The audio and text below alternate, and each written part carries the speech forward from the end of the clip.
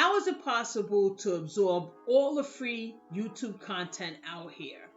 Maybe even purchase an Amazon private label course or courses and still not know what to sell on Amazon.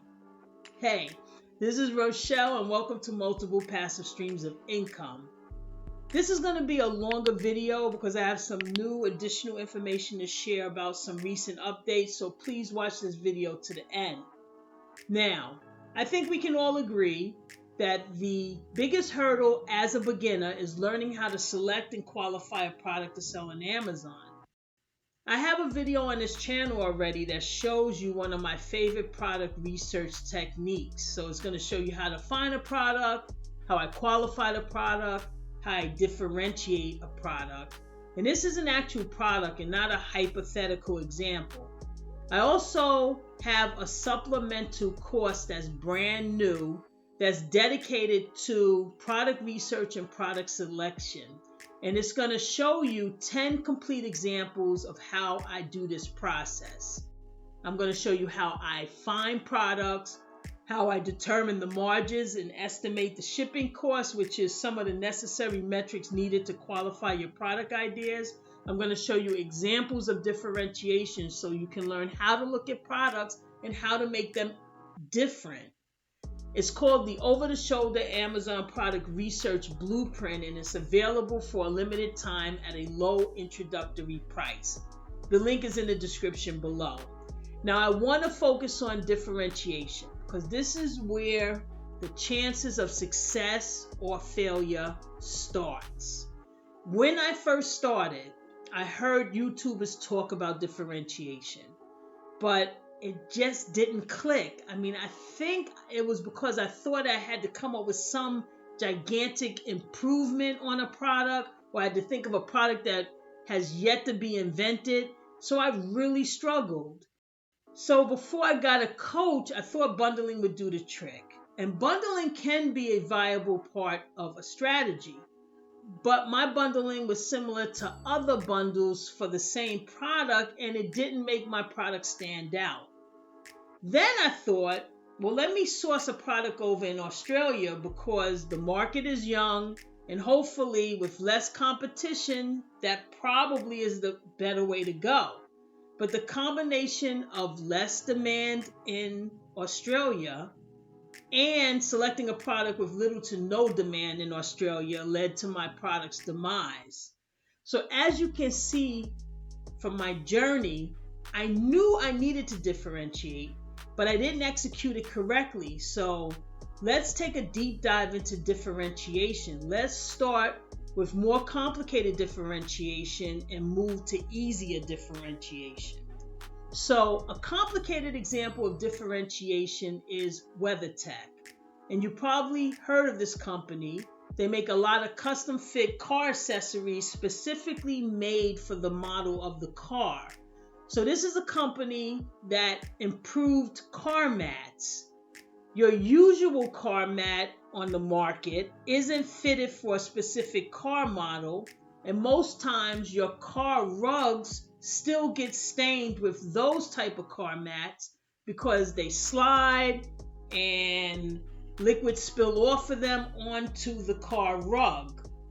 This is a great example of a problem that was solved with WEATHERTECH's car mats, and it's an improvement that differentiates them from the rest. Let me show you another improvement differentiation. Let's look at a company called TRIVETRUNNER. They make table runners and placemats that are heat resistant. So this improvement differentiation sets them apart from the rest because they can put a hot pot on this table runner and not worry about causing damage to it. These types of differentiations are harder to create and will be more costly to implement because you're basically creating an entirely new product. So that'll take extra money because you have to get a mold made so that factories can make and duplicate the product for you. You probably have to test the improvement and then get a patent for the improvement. So we're talking about a lot more money to launch products with utility improvements. This may be too much of an undertaking for beginners, but as you grow your Amazon business and think about differentiation, this may be something to implement down the line. And if you can do it, it will give you a major advantage over other sellers. Now let's discuss easier differentiation. And that's taking an existing product you can change the design on, and that design change is meaningful to the buyer searching for it. So let's search Amazon for wood cutting boards. And Amazon is suggesting wood cutting boards for kitchen, so that's what I'm going to put in. Now, as you can see, there are different types of wood. Acacia, bamboo, walnut, for instance.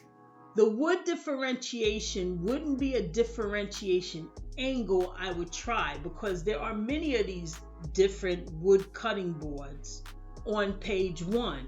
And it may be important to some buyers, but for me personally, I don't have a wood preference.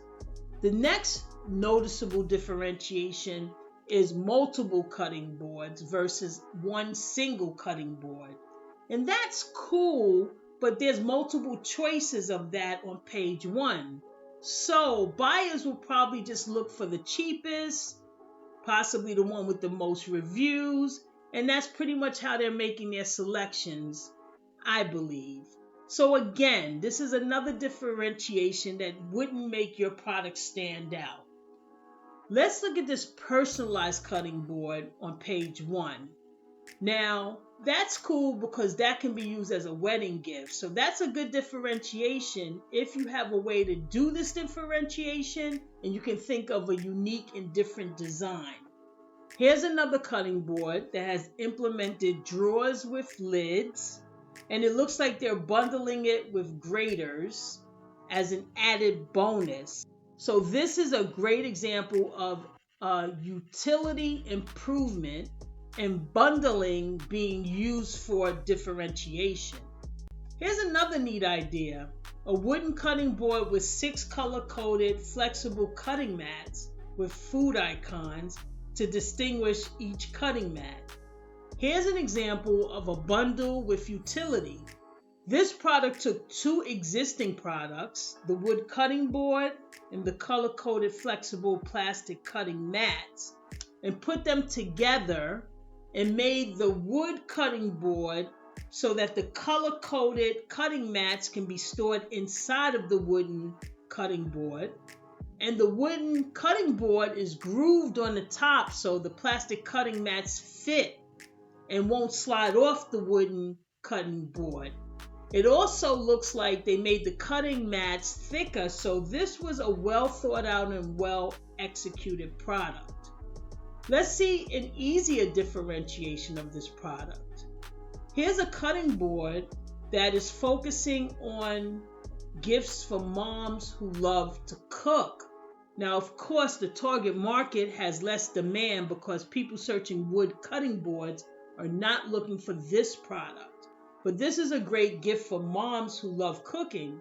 So this is a nice, small, niche product and could potentially rank well with larger volume search terms like birthday gifts for mom or Mother's Day gifts, for example.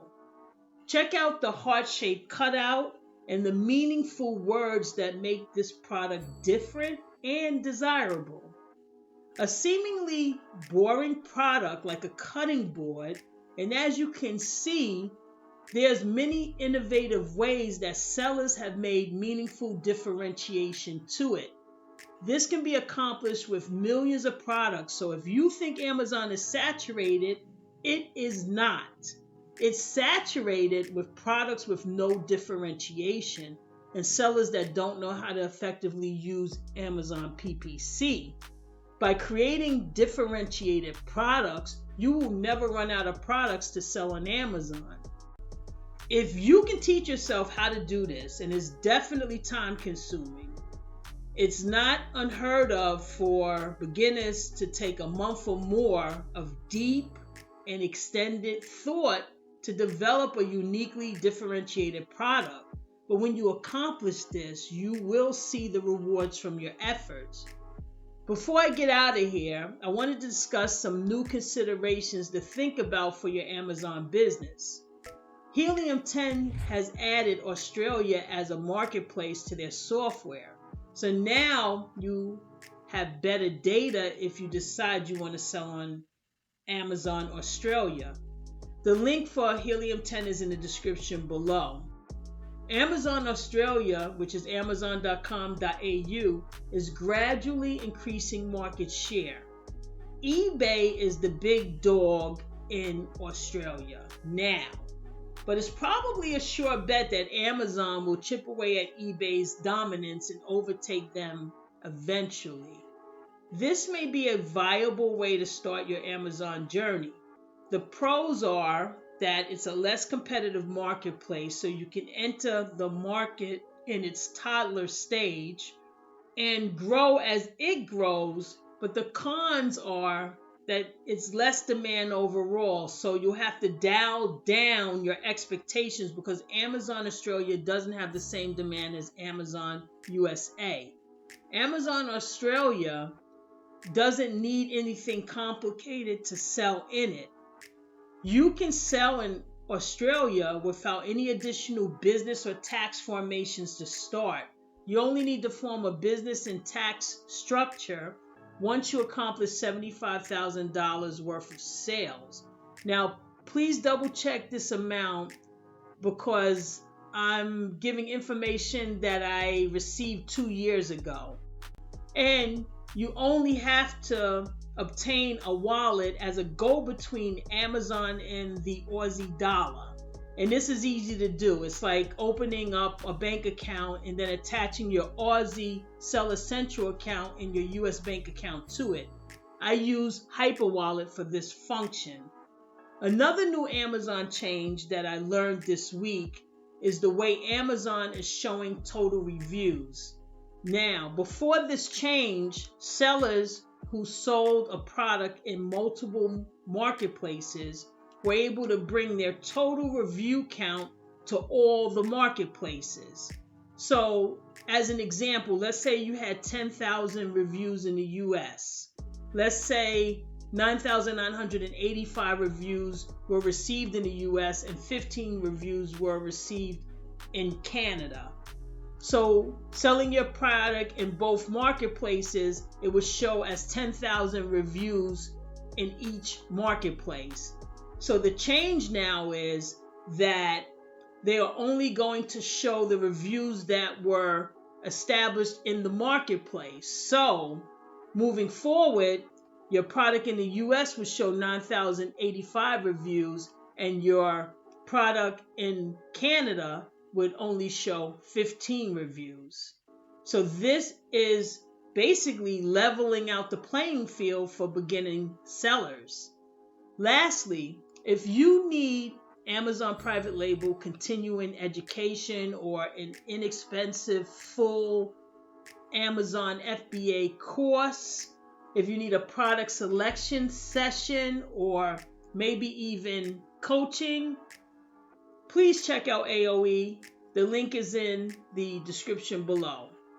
Please comment if you'd like to see more videos on this subject matter. And by the way, the answer to the first slide that started this video, which asked, is it possible for 19 minus 1 to equal 20?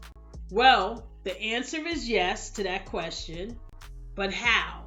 So, if you take the Roman numerals of each of those numbers, 19 is XIX,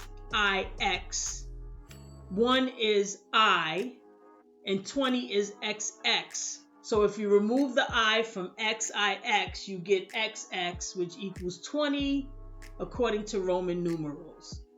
Next week's video, I'm going to do another product research, product selection, how to qualify and differentiate a product video for you. So please like, subscribe, and please click the notification bell after you subscribe so you're notified when I drop that video. As always, thanks for your time, as I know you could be any other place right now. Take care.